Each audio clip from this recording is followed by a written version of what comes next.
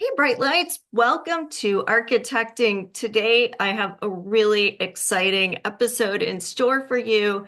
You all know that I collect clothes and jewelry, and I'm all about the look. And today's guest, Ellie Steinbrink, is an expert in that topic. She's here to talk about style as a branding tool. So, welcome, Ellie. Thanks so much, Angela. I'm excited to be here. Well, we are excited to have you. So I'm very curious to know how you get into a profession like this. This sounds like a lot of fun. Well, my particular story is one that wasn't the original plan. Let's just say that. I'm actually an ex-marketer, is what I say, ex-marketer turned expert stylist. So I actually spent about 20 years where I started in my career was in marketing. I spent 20 years in marketing, and that was what I thought, that was the dream. And mostly I worked in ad agencies. I was in client service in those roles. And, I started at the bottom and worked my way all the way up. At the end of my time there, I was a director of client services role. And, the funny thing is, Angela, is that as I was working my way towards the top and advancing in these various roles within client service and in marketing, I became less and less excited, less and less passionate. I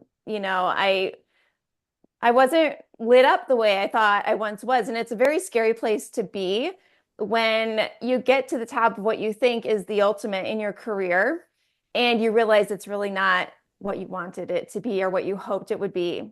And so that was me about 8 to 10 years ago, and finding myself kind of floundering and wondering what next. And so this idea of styling, I think back to when I was a child. I was the one that wore probably like 10 outfits a day. I had the perfect outfit for the perfect activity, whatever I was doing.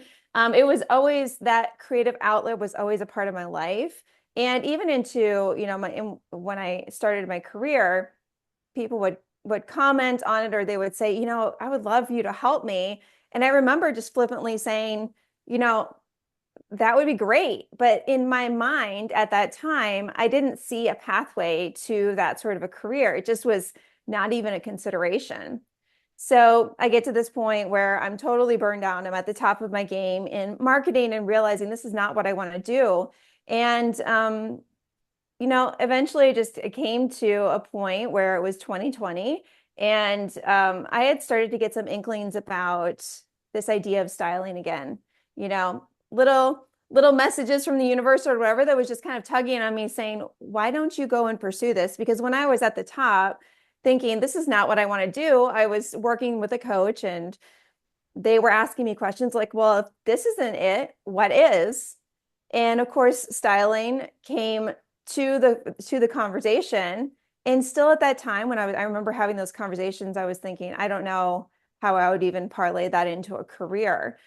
And, as time, as luck would have it, I guess, in time and just letting this idea percolate within me, um, it became, a more formulated idea. And I continued to become curious about it, even as I was working in other roles in marketing. And it just kept bugging me. It kept bugging me like, don't you think you should go try this out? This is really what you want to do. And I really just started to play with it on the side. I started to have clients, once they found out that I was playing around with this, like, yes, sign me up. I want to work with you. And in 2020, I ultimately lost my job due to the pandemic. And it was kind of the shove off of the cliff that really, by that point, I had been already thinking a lot about it, working with clients. And it was just the shove I needed to push me over the edge and say, this is your time, go. And so, what my business is now today is, a combination of my love of styling, but also I really did love my time in marketing. I just don't want to be a marketer anymore, so I brought that piece of personal branding because I had branded so everything from Fortune 500 companies to personal brands.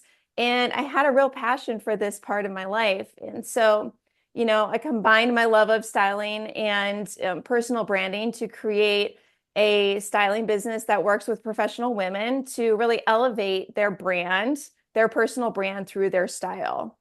I love it. I always say if you do what you love, you're going to be successful. And that's a big part of what we talk about in this community is reconnecting with your why and doing things because you love them, because you're drawn to them. So your story shows that perfectly. It's Yeah, not a straight line. There might be no, pivots, but you just keep following that North Star. And I think it is such a powerful place you've ended up because a lot of people are really stuck with personal style in general. We yeah. either are wearing just comfortable clothes that are our go-tos or we're following trends, but especially in the corporate environment, we've had a lot of mixed messages. So I was hoping you could talk a little bit more about how to sift through that. Yeah.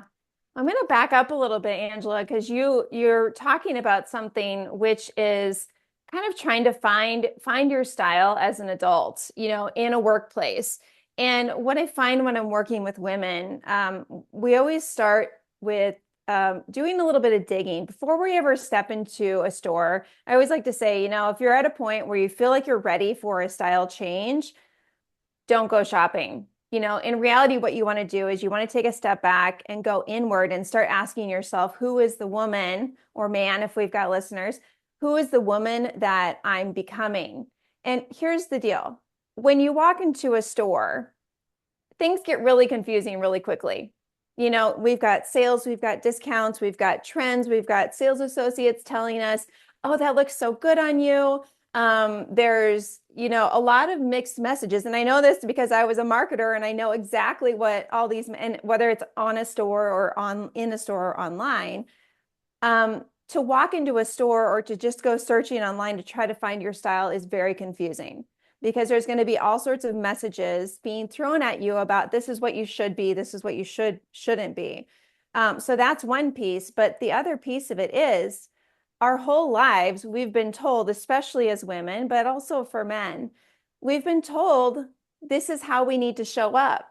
When we've gotten messages as early as when we were children, whether it's, on the playground, someone commented on our outfit or commented on our body. As we get older and we go into the workplace, we're looking around us, at our coworkers, at our bosses, at our managers and saying, okay, how am I supposed to be dressing? Or even just looking at your industry and saying, how do the people in my industry dress? And because we're human beings that want to fit in, we've been wanting to fit in since we were teenagers. We don't want to rock the boat. We want to be a part of a group or community. We kind of just fall in line. And so when I'm working with the females, the women that are in, at an executive level, and I ask them, what would you want for yourself for your style? It's really hard for them to answer that question because we've been so programmed to believe, whether you're a working mom, you're just a working executive, you don't have children, you're at a certain age, there are all these different rules and expectations about how we should show up. So the first step is really trying to figure out what are these rules or expectations that you're believing? What kind of fear is that creating in you? And how can that actually work towards your own self-sabotage? If we continue to just follow along and do what we think we're supposed to do, the answer is really inside if we do a little bit of digging, but it feels scary. It feels scary to, stand out and do something different and align with something that would feel very authentic. And here's the thing, Angela, I know when it comes to leadership and in these last few years, authenticity has been it is a huge theme, showing up authentically. Mhm. And so leaders are getting groomed to show up in a more authentic way. And that's everything from how they speak and lead with their teams. But where I'm coming from is let's also align that with how we're showing up on the outside.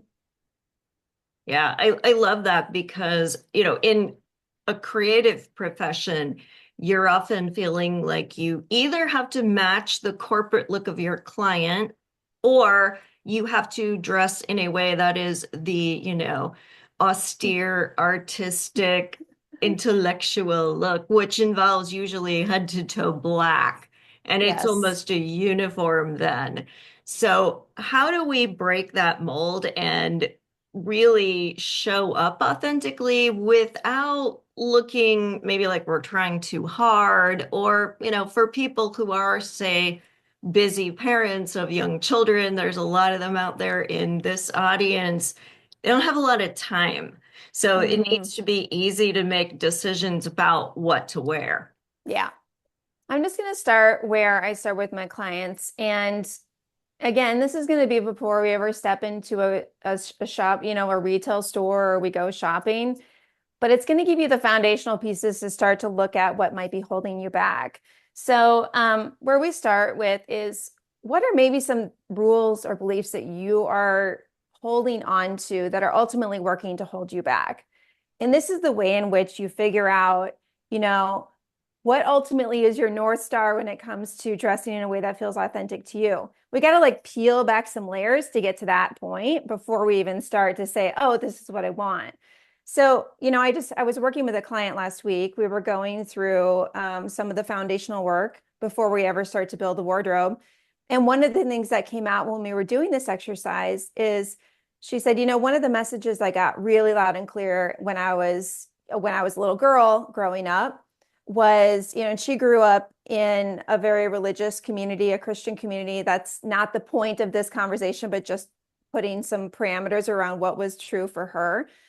She grew up in an environment where very much heard a message of, women need to women are helpers. They don't stand out, and we keep ourselves quiet. We just kind Mhm. of come and show up under the radar. Now, this is not a new message that she realizes has been had a stronghold on her, as she now runs her own business. She's standing up and speaking on stages. She realizes that as a business owner, or a leader, she needs to stand up. She needs to make herself seen, but this idea, this deeply um, held belief that I need to hide, I need to not draw attention to myself is very strong. And what we found, excuse me, as we were talking about this in relation to her style, she really was playing it safe in terms of like the style choices she was choosing, even though as we started to ask, what would be something that you would really like think about your dream outfit? You're going to a work meeting and you're not thinking about what everyone else is going to think or say about you. You're just saying, gosh, I would feel so great in that. Well, what came out of that was something much more vibrant. Like she really liked this. She really likes a bright pink, but she tends to show up in more neutrals because she feels like I'm working with people in the lawyer community. I feel like I need to show up and kind of match them where they're at.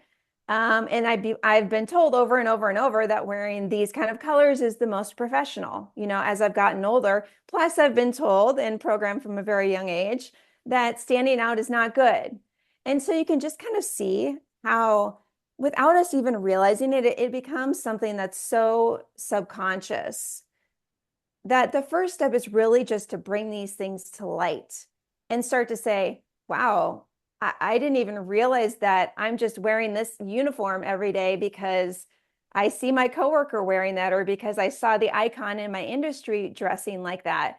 But have I ever really stopped to ask myself, do I even like to wear this? And that gets me into another conversation about, clothes really do evoke certain feelings in us, which then, change how we feel and how we show up every day. So there's real power in, what you put on your body every day. It's not some trite decision. We make 35,000 decisions in a day. You would think getting dressed really doesn't seem like that important, considering all the things we're doing and deciding in a day. But this one decision about what to wear really can, propel us forward or sort of hold us back. So let me just stop there because I know I covered a lot.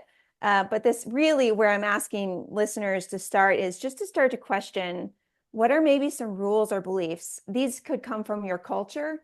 These could come from your environment, from your social circles, from things maybe your family told you. I'd have women say like, no, women our size, we don't wear stripes, and so for the rest of their lives, they don't wear stripes. And it's so programmed, they don't even stop to think that there could be another way.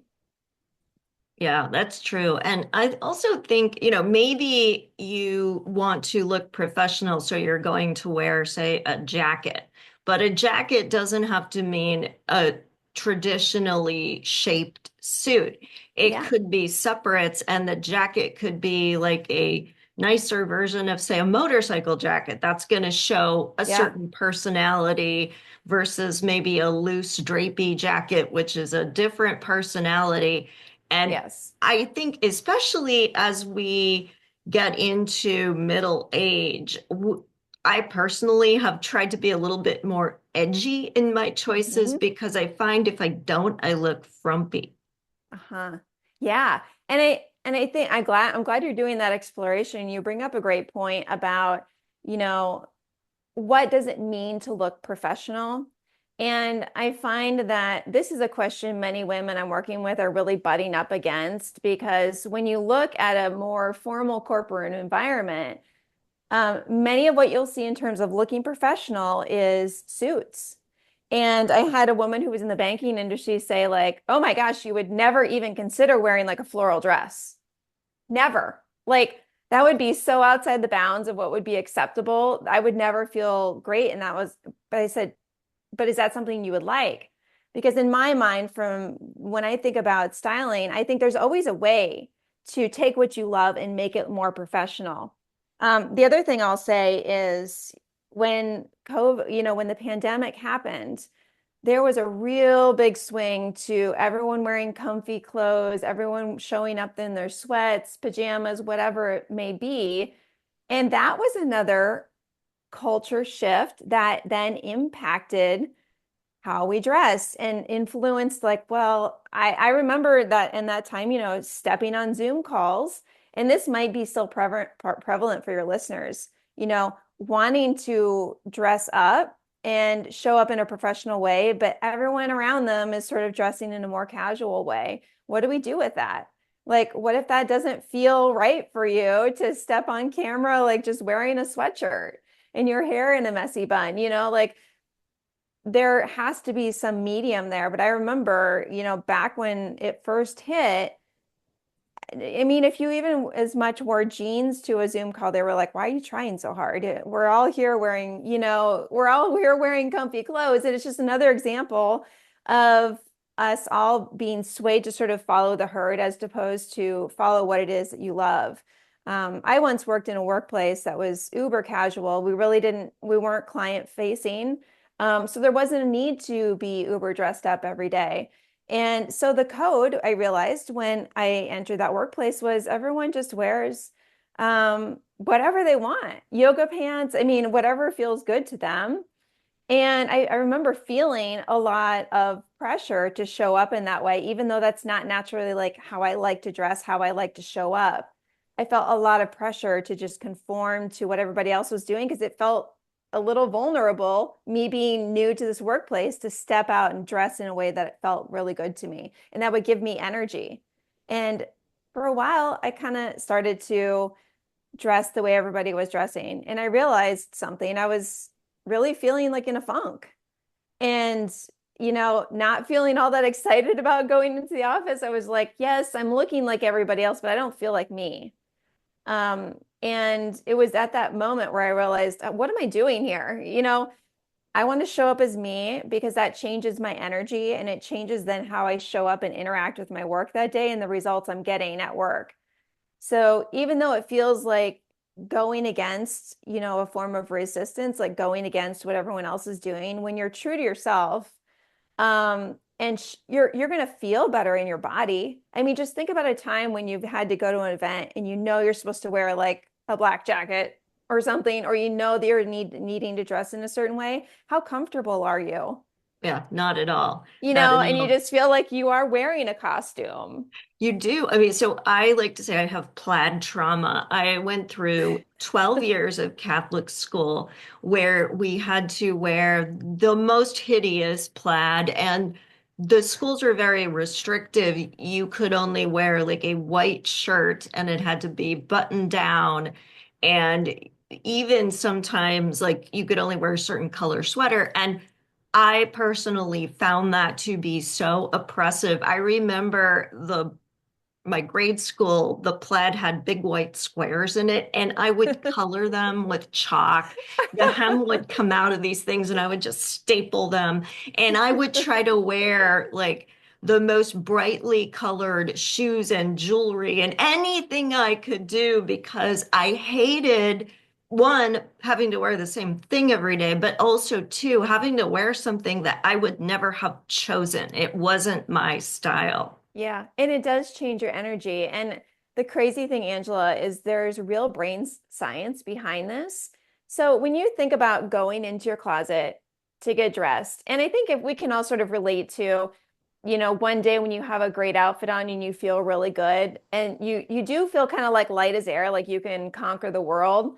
And then days when you have like a not so great moment in your closet, like you can't button up your pants that day, or you just feel not that great about the options, or maybe nothing's clean at the Yeah, all your moment. And so clothes are you, busy. yeah. And so, there is an energy shift. And I think we can all relate to that feeling we have. But what I've discovered, and I've had that feeling my whole life, even from when I was a little girl, and I would put on like a twirly dress. And I remember just like I could conquer the world as my 5-year-old self. I remember feeling that. What I now know is that there's real brain science happening. And so when you go into your closet, let's say in the morning, and let's say it's not such a great day in there, like a day of putting on your plaid skirt, where you're like, I don't really like this. I have to wear it.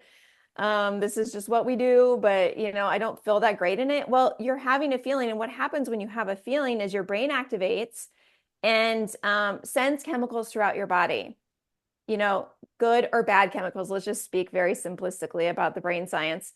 In this case, when you go and put something on, you have to do, or because it's the only thing clean, or because nothing else fits you, well, your brain is getting activated, and now these bad chemicals are flooding through your body. So, how then do you start to approach your day? I mean, I know personally when I'm not having such a great day in my closet, and I do have them, even though I'm a stylist, this is what I do. I have days where things don't fit. I have days where I don't feel that great about my options. I am in not that great of mood. I might be a little Mhm. short with my husband or my family. I don't like to admit it, but I'm a little short. In a work setting, I might just, when I was going back to the office at that point in my life, I would just go and kind of hide at my desk and kind of do all my menial tasks and just hope no one kind of showed up. I wouldn't be putting myself out there. Now, thinking about me as a business owner, I'm not reaching out and making the calls I need to make, or making the connections, or inviting someone to lunch. I just found myself hiding. And then you have to ask, when you're taking those sort of actions, because you had that one feeling in your closet that morning, what kind of results is that getting you? And then now I even think about, like, if you've ever been to a networking event and you don't feel great in your outfit, what are you doing? You're probably more likely going to want to just be a wallflower, as opposed to go and introducing yourself to someone which would help you professionally, help you and maybe meet somebody that could be your next parlay into a new job or something. And then you contrast that sort of an experience with a day when you do really feel on point. And again, this is where I go back to, it seems like clothes are such a trait, self-indulgent, like we think of runways, we think of fashion, we think of like, why is all that time and energy spent on that? Well, this is why I like talking about the brain science, because if we're just honest with ourselves about how we feel in the morning when we get dressed, and how that then relates to the rest of our day, it's incredible how having, a good outfit that makes you feel great versus an outfit that makes you feel just sort of how that can change your energy. And then over time, how that can shift how you show up at your workplace, or how much you get done in a day that ultimately leads you to getting closer to your goals. Yeah, It's a big difference.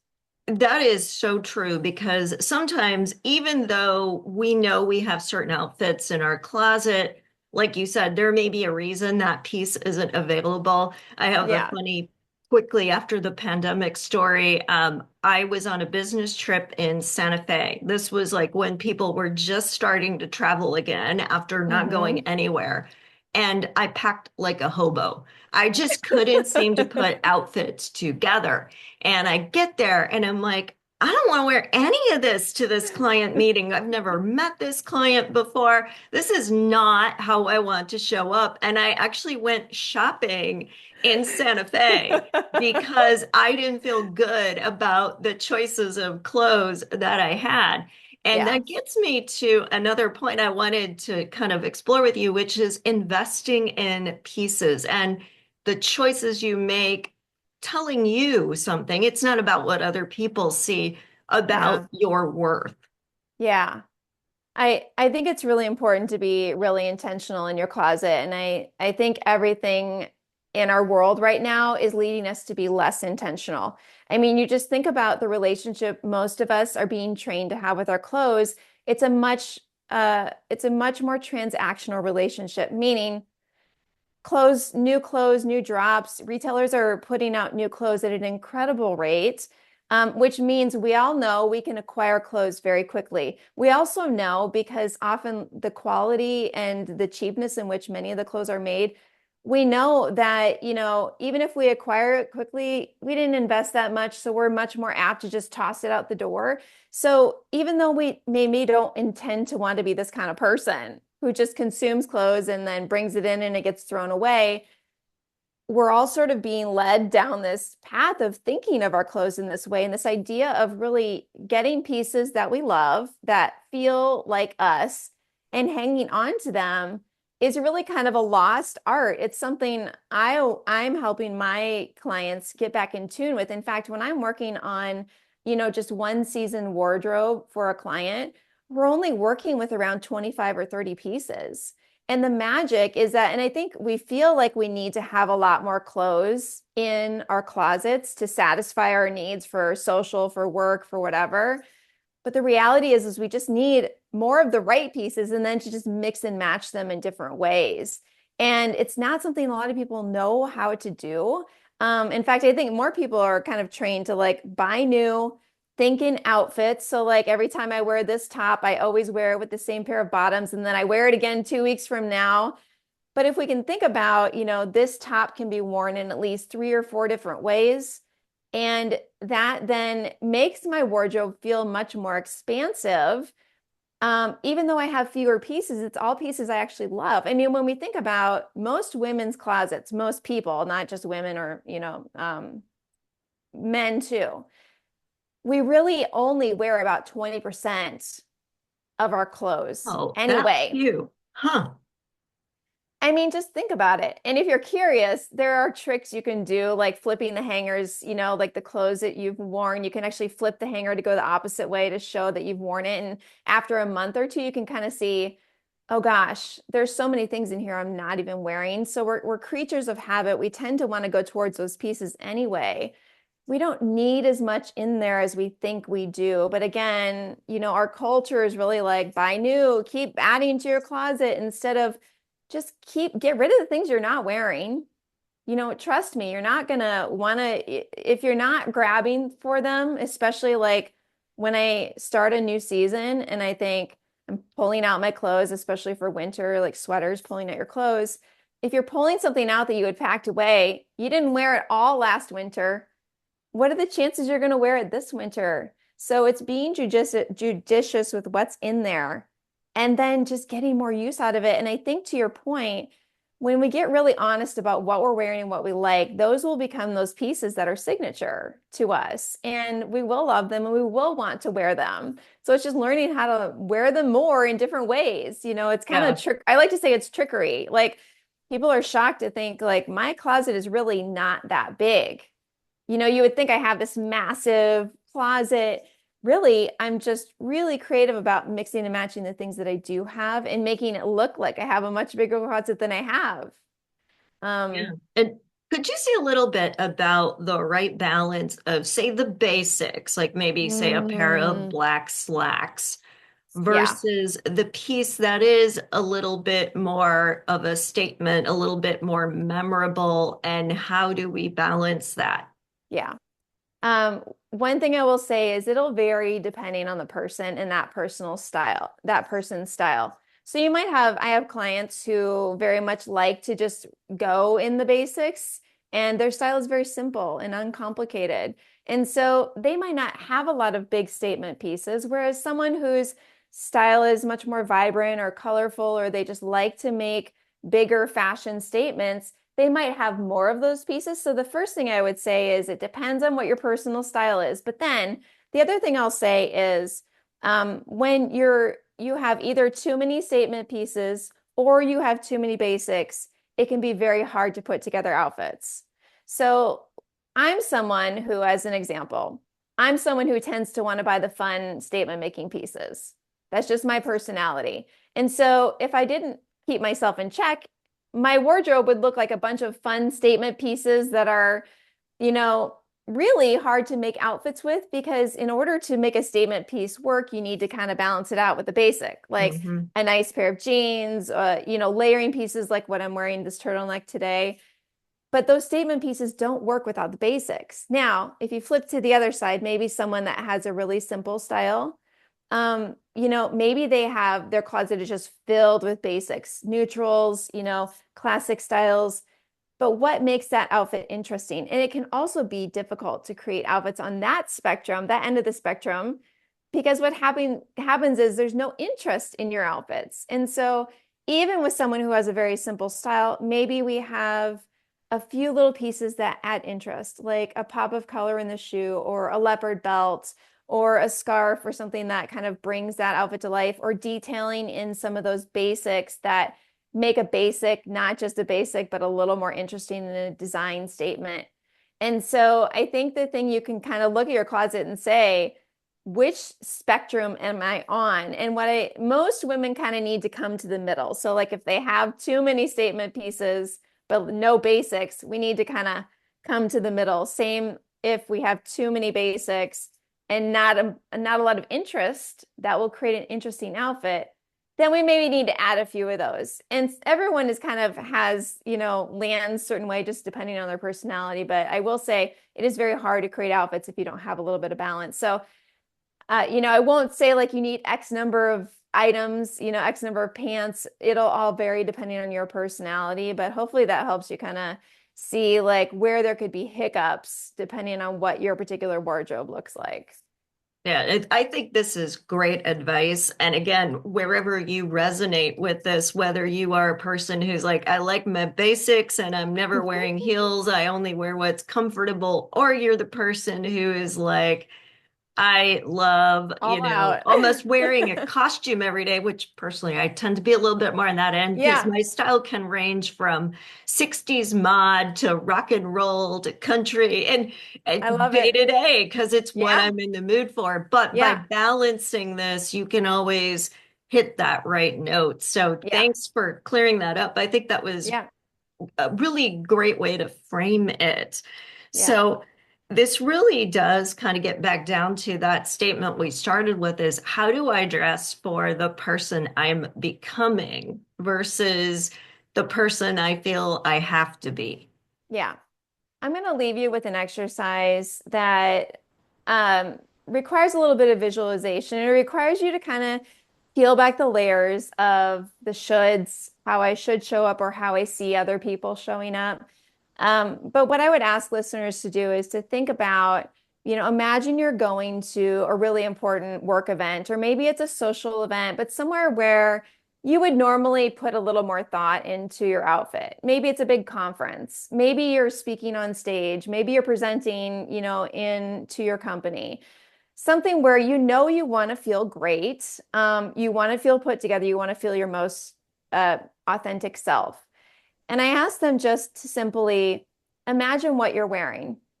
And this is imagine, that time, money, energy, resources is not a problem. We had the time to go pick out the perfect outfit. We had the money or whatever all those constrictions may be. Start to imagine that outfit in great detail. And if you can just for a moment put aside what you think you should wear to that particular event because you know how everyone else is going to show up.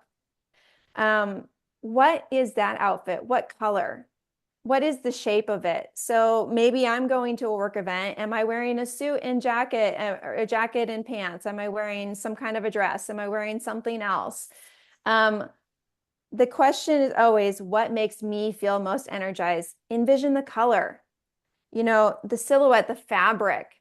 What am I wearing heels? Am I wearing flats? For men, am I more casual? Am I in a suit? Am I wearing a tie? Am I wearing a bow tie? Am I wearing red sneakers with my suit? What is it? What is it that would make you most excited? And this exercise alone, if you can kind of get yourself to a place of non-judgment, can start to be clues about where you need to go in terms of your own personal style. And even just the color itself can be a really powerful indicator of a color that maybe would become your signature color. I talk a lot about with my clients about defining a power color, which is a color that not only looks great on your skin tone, but also is a color that does something to you energetically.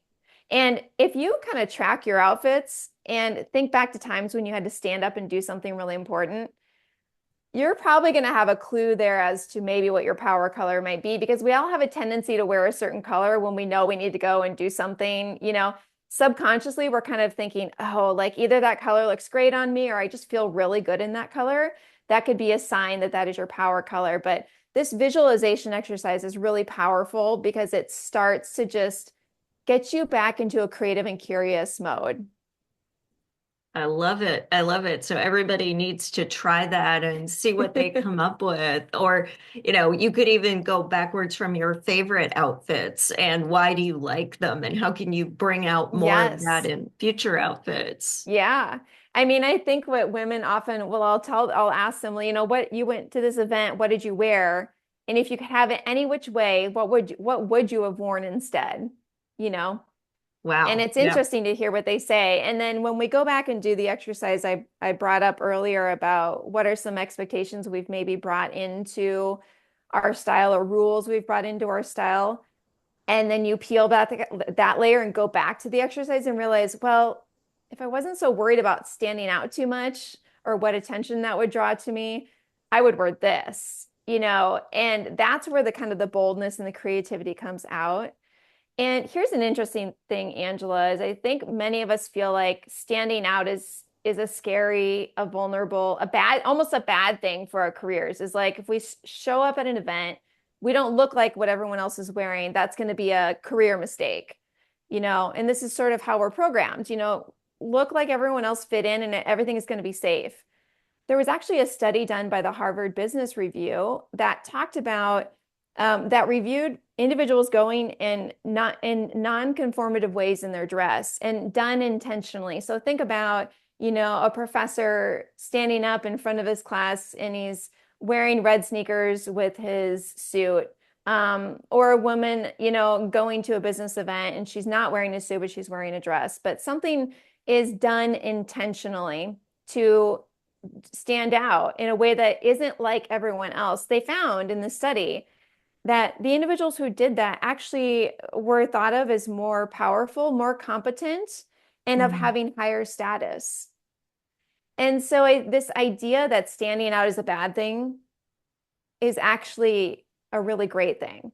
I love it. I love it. That's a whole different way to think about power dressing. Yes, right. And I think Well, we're in an era now where there's so many workplaces that are adopting a dress for your day. This is the best time for us to be able to step up and say, this is how I want to dress, because many of our dress codes are sort of falling away or they're not as tight as they used to be. This is a great time for you to be asking, like, well, what is it that I actually want to wear? absolutely. So thank you so much. This was an incredible episode. So much fun to talk to you. Such great advice. If any of our listeners want to work with you one-on-one or learn more about what you do, how can they get in touch with you? Thanks for asking, Angela. I'm most active on Instagram and LinkedIn. So, first of all, you can find me there. On LinkedIn, it's just under my name, Ellie Steinbrink. On Instagram, it's at style.decoded. But you can simply go to my website, elliesteinbrink.com, which is where you'll learn about my services. I do work exclusively virtual, so no matter where you are, I can work with you. So on my website, and then also there, if you're curious, you can also sign up for my weekly style news, which is geared towards women. Sorry, guys. My clients are all women, but the Style News is a weekly publication that I put out. And if you liked the sort of conversations that we were having here today about style is so much more than just fashion and trends. Style is something, it's a tool you can use to advance your career. That's more of what you'll hear in my weekly Style News, and you can sign up for that on my website as well. So thank you for asking.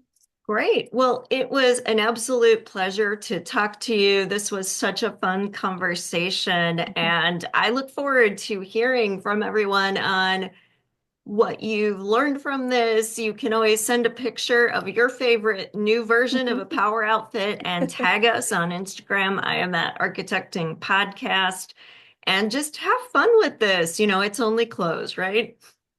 Have fun. Have a little more fun. What would you do if you were a little more courageous and fun with your outfit? All right. Thank you. Thank you, Angela.